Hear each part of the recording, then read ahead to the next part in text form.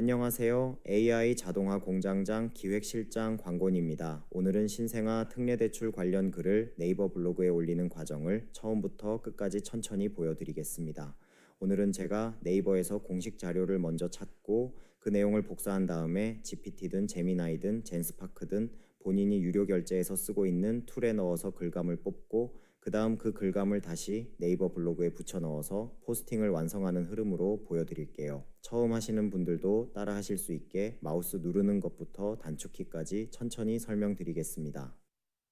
먼저 네이버에서 신생아 특례대출이라고 검색해 보겠습니다. 컴퓨터가 익숙하지 않으신 분들은 하나씩 천천히 하시면 됩니다.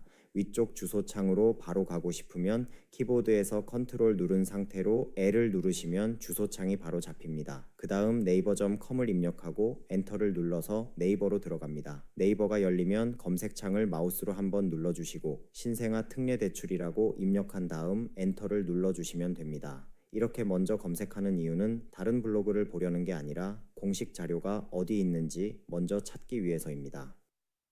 검색 결과가 나오면 이제 아무 곳이나 들어가는 게 아니라 공식 사이트부터 보겠습니다. 주택도시기금이나 마이홈포털처럼 공식 안내로 보이는 곳을 먼저 여는 게 중요합니다. 바로 들어가시려면 마우스로 좌클릭 한번 하시면 되고 원래 보던 검색 화면은 그대로 두고 새 탭으로 열고 싶으시면 마우스를 우클릭하신 다음 새 탭에서 열기를 눌러주시면 됩니다. 저는 보통 검색 결과도 남겨두려고 새 탭으로 열어두는 편입니다. 이제 공식 페이지로 들어왔습니다. 여기 보시면 신생아 특례 디딤돌 대출이라고 되어 있고 대출 대상, 대출 금리, 대출 한도, 대출 기간 같은 핵심 항목이 먼저 보입니다. 오늘 우리가 쓰려는 제목이 신생아 특례 대출 금리 한도 대환 갈아타기 전에 확인이기 때문에 여기서는 특히 금리 한도 대환과 연결되는 내용을 중심으로 보겠습니다. 처음부터 다 읽으려고 하시면 오히려 더 복잡할 수 있습니다. 그래서 내 제목과 연결되는 정보부터 먼저 보는 게 훨씬 쉽고 빠릅니다. 이제 첫 화면만 보고 끝내지 말고 상세 내용으로 들어가 보겠습니다. 블로그 글을 쓰려면 짧게 요약된 내용만으로는 부족합니다. 우리가 실제로 글에 넣어야 하는 건 대상 조건, 소득 기준, 자산 기준, 금리표, 한도, 대환 가능 여부, 중도 상환 수수료, 실거주 의무 같은 내용이기 때문에 상세 페이지까지 들어가는 게 좋습니다. 그래야 나중에 글을 쓸 때도 내용이 훨씬 탄탄해집니다. 이제 공식 내용을 복사하겠습니다. 복사할 때는 복사할 첫 줄 앞에서 마우스를 누른 다음 손을 떼지 말고 아래로 끌어내리시면 됩니다. 이걸 드래그라고 합니다. 필요한 부분까지 파랗게 선택되면 키보드에서 컨트롤 누른 상태로 C를 눌러 복사하시면 됩니다. 단축키가 아직 익숙하지 않으시면 선택된 상태에서 마우스를 우클릭하신 다음 복사를 눌러도 됩니다. 여기서 중요한 건 대충 기억나는 걸 쓰는 게 아니라 공식 문구를 먼저 정확하게 가져오는 겁니다. 이제 새 탭을 열겠습니다. 새 탭은 컨트롤 누른 상태로 T를 누르시면 됩니다. 그리고 여기서 GPT든 제미나이든 젠스파크든 본인이 유료 결제해서 쓰고 있는 툴이면 아무거나 사용하셔도 좋습니다. 중요한 건 어느 툴을 쓰느냐보다 공식 자료를 넣고 내가 원하는 방식으로 정리해달라고 분명하게 요청하는 겁니다. 이제 AI 입력창을 한번 눌러서 커서를 넣겠습니다. 그리고 컨트롤 누른 상태로 V를 눌러 아까 복사한 공식 내용을 붙여 넣겠습니다. 그 다음에는 그냥 글 써줘라고 하지 말고 어떤 글로 바꿔달라는 건지 조금 더 구체적으로 적어주는 게 좋습니다. 예를 들어 네이버 블로그에 바로 붙여넣기 좋게 써달라, 40대에서 60대까지 이해하기 쉽게 써달라, 도입부에서 금리, 한도, 대환 고민부터 꺼내달라 이런 식으로 요청하는 겁니다. 이렇게 해야 훨씬 쓸만한 글감이 나옵니다. 그리고 사용 프롬프트가 궁금하신 분들은 프로필 링크 누르고 오픈 채팅방에 오셔서 질문 주시면 광곤이가 답변 드리겠습니다. 이제 AI가 공식 내용을 바탕으로 블로그용 글감을 정리해 줍니다. 여기서 중요한 건 AI가 써준 내용을 그대로 믿고 끝내는 게 아니라 공식 자료랑 맞는지 한 번 더 보는 겁니다. 특히 대출이나 정책, 금융글은 금리 숫자 하나만 달라도 글 신뢰도가 떨어질 수 있습니다. 그래서 최종 기준은 항상 공식 자료로 다시 확인하시는 게 좋습니다. 이제 AI가 정리해준 글감을 복사하겠습니다. 내용이 길면 결과창 안을 한번 눌러주시고 컨트롤 누른 상태로 A를 눌러 전체 선택을 하시면 편합니다. 그 다음 컨트롤 누른 상태로 C를 눌러 복사하시면 됩니다. 마우스로 드래그해서 복사하셔도 되지만 길이가 길 때는 컨트롤 A가 훨씬 편합니다. 이제 네이버 블로그 글쓰기 화면으로 넘어오겠습니다. 우리가 지금 하는 방식은 처음부터 끝까지 다 직접 쓰는 방식이 아니라 공식 내용을 먼저 가져오고 그걸 AI로 읽기 좋게 정리한 다음 그 글감을 블로그에 가져와서 내 글처럼 다듬는 방식입니다. 처음 하시는 분들은 이 방법이 훨씬 부담이 적고 속도도 빠릅니다. 이제 제목을 넣겠습니다. 제목은 신생아 특례대출 금리 한도 대환 갈아타기 전에 확인 이렇게 쓰겠습니다. 이 제목은 신생아 특례대출이라는 큰 키워드에 금리 한도 대환이라는 세부 키워드를 넣고 갈아타기 전에 확인이라는 행동 문장을 붙인 제목입니다. 그래서 그냥 정보만 적은 제목보다 읽는 사람이 이건 지금 봐야겠구나 하고 느끼기 더 좋습니다. 이제 아까 복사한 글감을 네이버 블로그 본문에 붙여넣겠습니다. 본문 칸을 마우스로 한번 눌러주시고 컨트롤 누른 상태로 V를 눌러서 붙여넣어 주시면 됩니다. 단축키가 불편하시면 본문 안에서 마우스를 우클릭하신 다음 붙여넣기를 눌러도 됩니다. 이렇게 하면 공식 내용을 바탕으로 정리된 글이 한 번에 들어옵니다. 처음 하시는 분들도 이 단계까지 오면 글 쓰는 부담이 훨씬 줄어듭니다. 이제 바로 발행하지 말고 먼저 글 모양부터 정리해 보겠습니다. 저는 보통 글 전체를 먼저 한 번에 정리하는 편입니다. 본문 안을 한번 눌러주시고 컨트롤 누른 상태로 A를 눌러서 글 전체를 선택하겠습니다. 그 다음 글씨체를 보겠습니다. 기본 서체를 그대로 쓰셔도 괜찮고 본인이 보기 편한 글씨체를 써도 됩니다. 저는 보통 마루부리를 많이 쓰는 편입니다. 그래서 오늘도 마루부리로 맞춰보겠습니다. 그리고 글 전체 크기는 먼저 16으로 맞추겠습니다.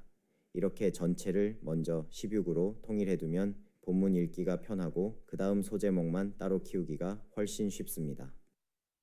이제 전체 글자는 16으로 맞춰졌으니까 소제목만 따로 잡아서 포인트를 주겠습니다. 소제목 부분을 마우스로 드래그해서 선택한 다음 글자 크기를 24로 올려주겠습니다. 이렇게 하면 본문은 편하게 읽히고 소제목은 눈에 더 잘 들어옵니다. 저는 보통 전체는 16으로 맞추고 소제목만 24로 올려서 구분을 주는 편입니다. 필요하시면 굵게를 같이 넣어도 되지만 너무 과하게 꾸미기보다는 깔끔하게 보이게 정리하는 게 좋습니다.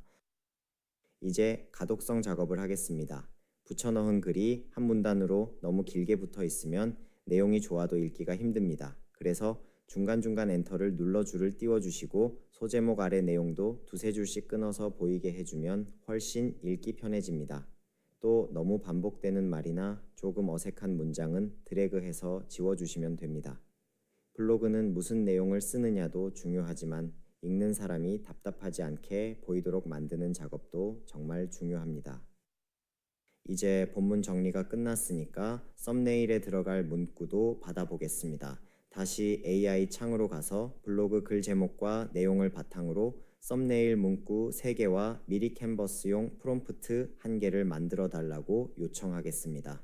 이렇게 해두면 본문만 쓰고 끝나는 게 아니라 썸네일까지 한 번에 준비할 수 있어서 포스팅 마무리가 훨씬 편합니다. 이 부분도 GPT, 제미나이, 젠스파크 중 본인이 유료 결제해서 쓰는 툴이면 어느 걸 써도 괜찮습니다. 그리고 사용 프롬프트가 궁금하신 분들은 프로필 링크 누르고 오픈 채팅방으로 오셔서 질문 주시면 됩니다. 이제 썸네일을 만들기 위해 미리 캔버스로 이동하겠습니다. 새 탭은 컨트롤 T로 열면 되고 미리 캔버스에 들어가서 새 디자인 만들기를 눌러주시면 됩니다. 이제 여기서 블로그 대표 이미지로 쓸 썸네일을 만들어 보겠습니다. 썸네일은 먼저 크기부터 맞추겠습니다. 가로 1200, 세로 630으로 맞추시면 블로그 대표 이미지로 쓰기 좋습니다. 사용자 지정 크기를 누르시고 가로에 1200, 세로에 630을 넣은 다음 생성하시면 됩니다. 이건 한번 해보시면 다음부터는 어렵지 않습니다. 이제 아까 AI가 뽑아준 문구 중에서 마음에 드는 걸 하나 골라서 넣겠습니다. 썸네일은 제목을 길게 다 넣는 것보다 짧고 바로 눈에 들어오는 문구가 더 좋습니다. 예를 들면 금리만 보면 놓칩니다. 이런 식으로 짧고 분명하게 가는 게 훨씬 눈에 잘 들어옵니다. 그래서 썸네일은 짧고 강하게 보이게 만드는 게 좋습니다. 이제 만든 썸네일을 네이버 블로그 글쓰기 화면으로 가져오겠습니다. 사진 추가를 누르고 파일 선택을 한 다음 방금 만든 이미지를 불러오시면 됩니다. 글만 있는 것보다 대표 이미지가 같이 있으면 포스팅이 훨씬 정리돼 보이고 완성도도 높아 보입니다. 이제 발행창으로 넘어가겠습니다. 여기서 중요한 건 해시태그를 본문 아래에 쓰는 게 아니라 발행창에 있는 태그 편집란에 넣는다는 점입니다. 태그 입력칸을 한번 누르고 준비한 태그를 그대로 넣어주시면 됩니다. 그리고 카테고리는 이 글 내용에 맞게 비즈니스 경제로 맞추겠습니다. 이렇게 해두면 나중에 블로그 안에서 글 관리할 때도 편하고 발행할 때도 정리가 깔끔합니다. 이제 발행하기 전에 전체를 한번 점검하겠습니다.